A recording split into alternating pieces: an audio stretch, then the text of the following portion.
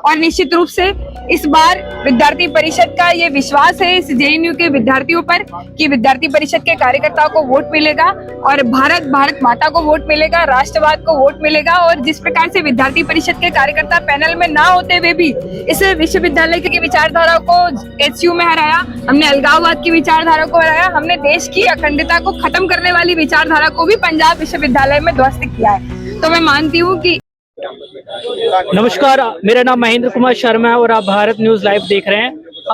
आज जेएनयू चुनाव में जेएनयू स्टूडेंट इलेक्शन को लेकर प्रत्याशियों की घोषणा एबीवीपी ने कर दी है और आज हमारे साथ बात करने के लिए शालिनी वर्मा जी है, राष्ट्रीय महामंत्री है जेएनयू की। आप मैम, जेएनयू का इतिहास रहा है, कभी भी एबीवीपी को पूर्ण समर्थन यहाँ नहीं मिल पाया है, हमेशा से लेफ्ट का गढ़ रहा है 55 सालों से।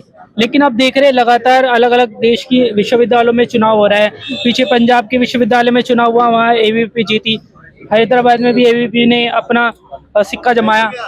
जेएनयू में क्या दिक्कत है कि यहाँ एबीवीपी की बढ़त क्यों नहीं बन पाती है? देखिए, विद्यार्थी परिषद की पूरी इकाई जेएनयू विश्वविद्यालय में लगातार सक्रिय है। हम पिछले कुछ वर्षों में पैनल में नहीं भी आए, फिर भी विद्यार्थी परिषद के कार्यकर्ताओं ने यहाँ छात्र हित के लिए काम किया है। क्योंकि जिस प्रकार से वामपंथ की पूरी विचारधारा पिछले कुछ समय से यहाँ के विद्यार्थियों को बरगलाकर उनसे वोट ले लेती है, यहाँ के विद्यार्थियों को षड्यंत्र पूर्वक अपनी विचारधारा में फंसाकर उनको वोट ले लेती है, किंतु पिछले कुछ समय से वामपंथ ने इस विश्वविद्यालय के लिए कोई काम नहीं किया। विश्वविद्यालय के लिए वामपंथ ने यदि कोई काम किया है तो वो भारत को तोड़ने जैसे नारे लगाए हैं, या वामपंथ ने कोई काम इस विश्वविद्यालय में किया है तो वो सदैव भारत के मान को गिराने का काम किया है। अब इस विश्वविद्यालय का विद्यार्थी भी ये समझ चुका है कि कहीं ना कहीं वामपंथ ये देश को तोड़ने वाली एक शक्ति के रूप में उभर कर आ रहा है। और निश्चित रूप से इस बार विद्यार्थी परिषद का ये विश्वास है इस जेएनयू के विद्यार्थियों पर कि विद्यार्थी परिषद के कार्यकर्ताओं को वोट मिलेगा और भारत माता को वोट मिलेगा, राष्ट्रवाद को वोट मिलेगा। और जिस प्रकार से विद्यार्थी परिषद के कार्यकर्ता पैनल में ना होते हुए भी इस विश्वविद्यालय के लिए लगातार काम कर रहे थे, जब हम इस पैनल में जीत करके आएंगे तो विश्वविद्यालय के लिए काम करेंगे और विश्वविद्यालय के विद्यार्थियों के हित में काम करेंगे। और मैं मानती हूँ कि निश्चित रूप से जिस प्रकार से देश भर के सारे विश्वविद्यालयों में हमने वामपंथ की विचारधारा को एचयू में हराया, हमने अलगाववाद की विचारधारा को हराया, हमने देश की अखंडता को खत्म करने वाली विचारधारा को भी पंजाब विश्वविद्यालय में ध्वस्त किया है। तो मैं मानती हूँ कि इस कैंपस में भी वामपंथ की विचारधारा को ये विद्यार्थी परिषद के कार्यकर्ता इस बार ध्वस्त करेंगे और हम लोग जेएनयू के पूरे पैनल में पूरे जेएनयू के विद्यार्थियों के मत के साथ विजय होकर आएंगे। मैम, हम देखते हैं कि एबीवीपी के कार्यकर्ता आज बड़े बड़े पदों पर बैठे हुए हैं और चुनाव में जब जेएनयू में होते हैं छात्र संघ के, वो लोग आपकी हर तरीके से मदद भी करते हैं, लेकिन फिर भी चीजें अब धीरे धीरे बदल रही। कौन कौन से मुद्दे होंगे जिसको लेकर आप लोग काम करोगे? देखिए, विद्यार्थी परिषद ये दलगत राजनीति से ऊपर उठकर काम करता है, छात्र हित को सर्वोपरि रखता है।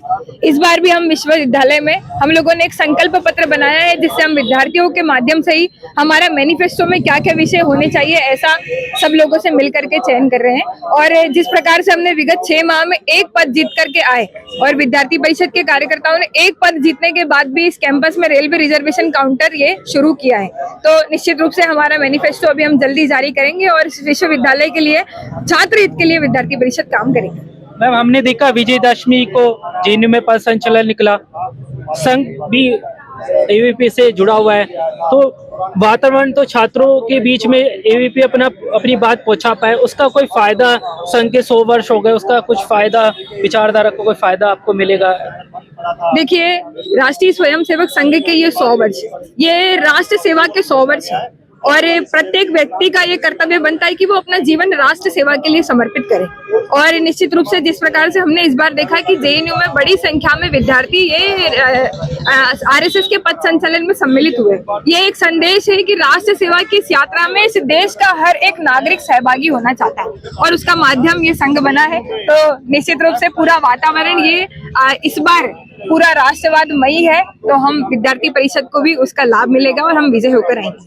मैम, आप लोग अकेले हो, लेफ्ट वाले सब लोग मिलकर चुनाव यहाँ लड़ रहे हैं, भले ही छात्र संघ का चुनाव है लेकिन एक बड़ी मजबूत गढ़ उन्होंने अपना बना लिया। आयसा, एसडीएफ सब मिलकर चुनाव लड़ रहे हैं, एबीवीपी अकेले चुनाव लड़ रही है।